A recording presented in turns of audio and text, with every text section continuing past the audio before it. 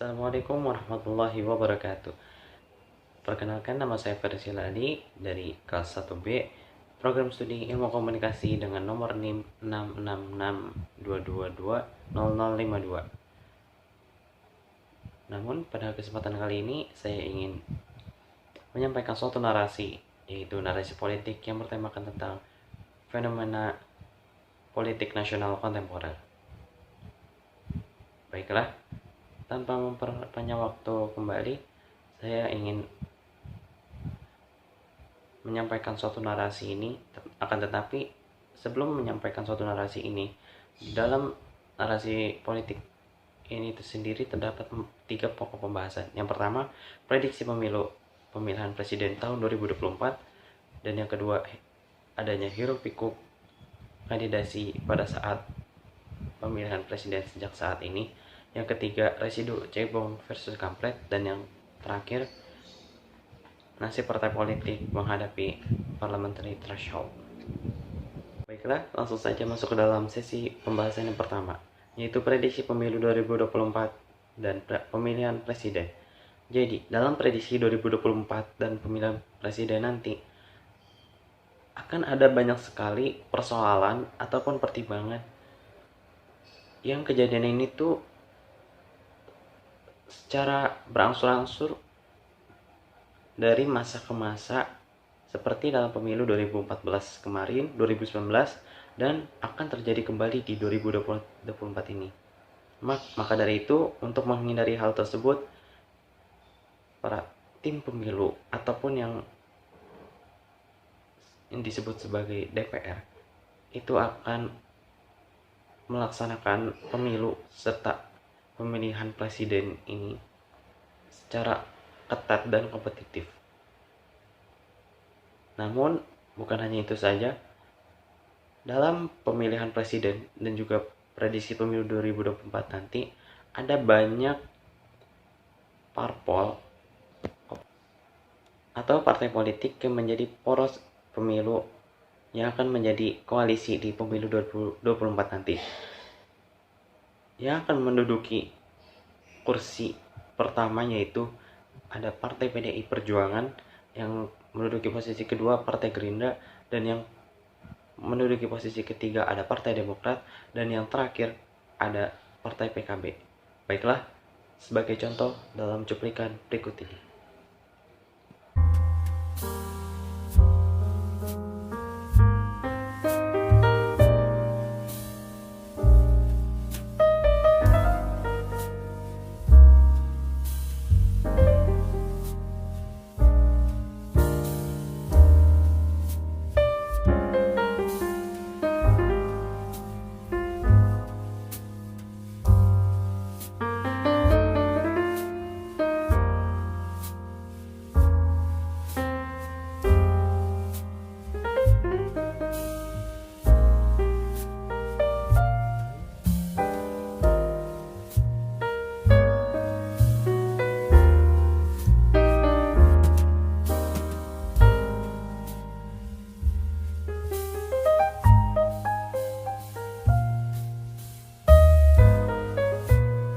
Persoalan tersebut pun menyangkut pautnya ke dalam hal pemilihan presiden, di mana Presiden Jokowi sendiri telah menjelaskan bahwasanya pemilu dan pilkada akan diselenggarakan di 2024 yang bertanggalkan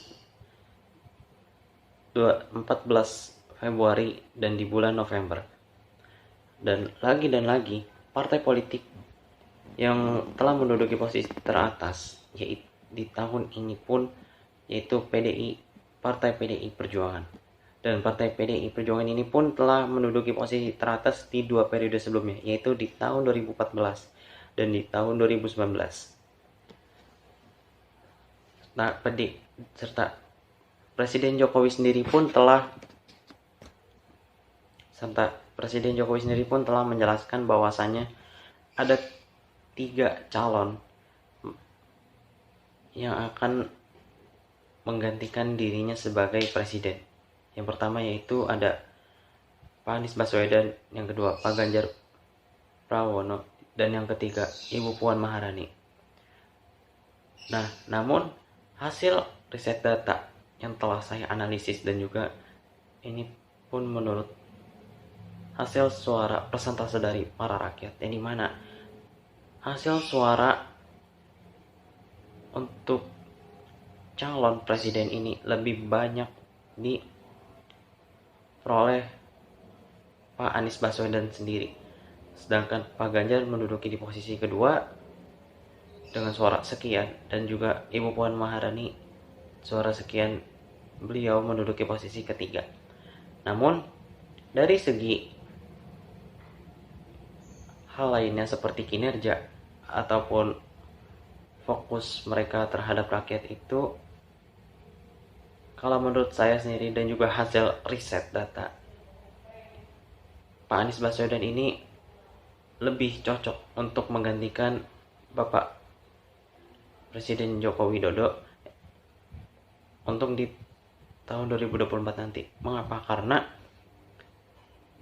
Pak Anies sendiri ini sebelumnya memang tidak terlibat oleh partai politik, dan sama sekali tidak pernah ada persoalan yang memang menyangkut paut halnya dengan partai politik.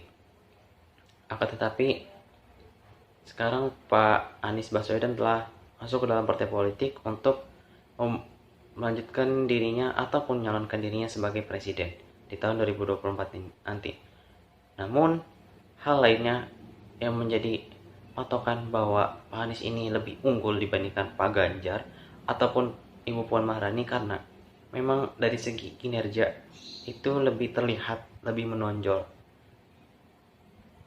karena banyak kontribusi dan juga perubahan yang telah dilakukan oleh Pak Anies sendiri terhadap negaranya ataupun bagi kelangsungan rakyat sendiri, yang dimana banyak sekali rakyat Indonesia yang memang telah terbantu oleh Pak Anies sendiri, dan juga hasil kinerja yang dilakukan Pak Anies ini benar-benar sesuai dengan apa yang rakyat harapkan ataupun negara harapkan.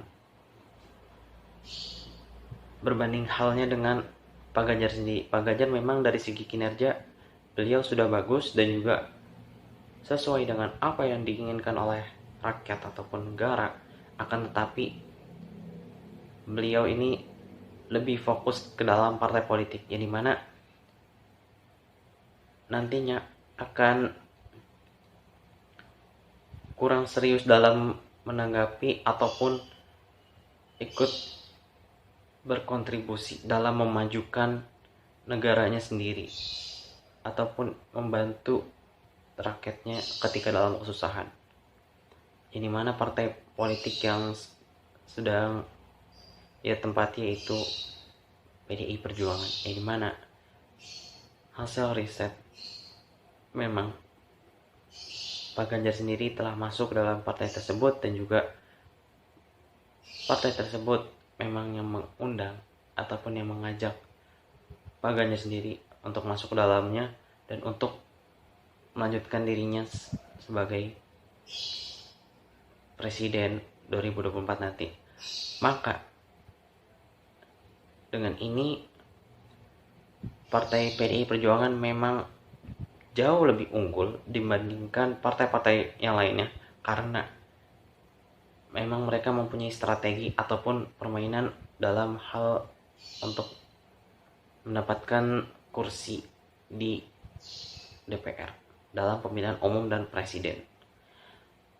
Begitu pula dengan Ibu Puan Maharani pun sama halnya dengan Pak Ganjar sendiri, yaitu lebih terlibat ke dalam ataupun fokus dirinya ini ke dalam partai politik, tidak kepada negara ataupun rakyat sendiri. Marilah kita lanjut ke dalam pembahasan pokok kedua, yaitu hiruk pikuk kandidasi. Karena pada dasarnya terdapat suatu kejadian yang dimana kejadian ini menyangkut kembali permasalahan perbandingan suara partai politik di tahun 2019 dan 2014, dari yang tersingkir, dari yang melejit, hingga yang bertahan menjadi juara.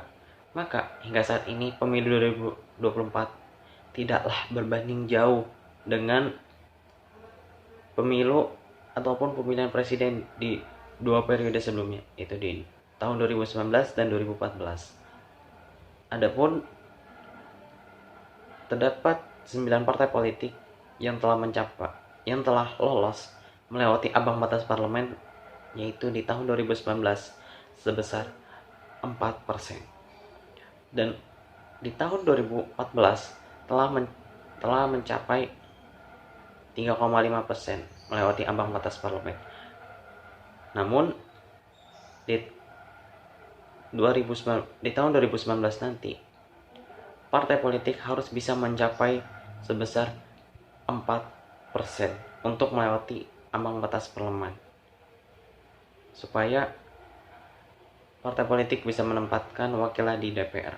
Serta ada pula perbedaan hal lainnya di tahun 2019 dan 2014, yaitu dalam perolehan hasil suara, ya, di mana hasil suara ini bukanlah hasil dari suara rakyat, akan tetapi bercampur aduk dengan ada permainan tangan orang lain dari orang luar, dan juga terdapat pula perolehan suara golongan putih. Sebagai contoh, terdapat dalam cuplikan berikut ini. Politik agar bisa menempatkan wakilnya di DPR. Sementara untuk daerah pemilihan bertambah 3 dapil dari wilayah Kalimantan Barat, Kalimantan Utara, dan Nusa Tenggara Barat, sehingga total dapil tahun ini mencapai 80 daerah. Bertambahnya dapil juga berdampak atas penambahan kursi. Di 2014, kursi DPR mencapai 560, sementara di pemilu 2019, kursi DPR mencapai 575. Metode penghitungan jumlah kursi DPR juga berbeda. Metode bilangan pembagi pemilih atau BPP tidak kembali digunakan. Dan tahun ini perhitungan kursi DPR menggunakan metode Senlang. Besaran dana kampanye untuk persorangan tahun ini pun dinaikkan menjadi 2,5 miliar dari sebelumnya hanya 1 miliar rupiah. Nah, itu dia sebagian perbedaan pemilu 2014 dan 2019. Satu hal yang sama, hanya dengan satu suara, Anda bisa berkontribusi dalam arah demokrasi bangsa kita. Elvira Karunisa, CNN Indonesia. Kandidasi pemilu 2024. Menurut Arya yang sebagai Departemen Politik dan Perubahan Sosial, memprediksi tren perilaku koalisi dalam kandidasi partai maupun pada saat kandidasi calon pemilu di 2024 yang akan datang akan mengalami perubahan-perubahan, yaitu partai politik akan terdorong untuk membuat koalisi lebih dini. Mengapa? Karena hal ini sangat relatif. Dari sisi kandidat itu cukup banyak kandidat-kandidat yang berpotensi atau kandidat potensial yang dicalonkan partai-partai politik, baik kandidat yang berbeda di lapis pertama, lapis kedua, dan lapis ketiga. Jadi partai banyak pilihan untuk mencalonkan kira-kira siapa saja yang mereka dukung dalam kontestasi Pilpres mendatang. Hal ini menjadi suatu apresiasi yang akan mendatang di pemilu 2024 dan 2019 itu menjadi faktor kandidat penting dalam Pilpres. Sekarang masuk ke pokok pembahasan ketiga, yaitu residu cebong versus kampret. Istilah cebong ini karena Jokowi pernah memelihara kodok ataupun punya kolam cebong, jadi pengikutnya itu disebut dengan cebong. Nah, istilah kampret ini dicuitkan oleh seorang yang punya laman Instagram. Beliau sempat menjadikan kata kampret dengan akronim koalisi kaos merah putih.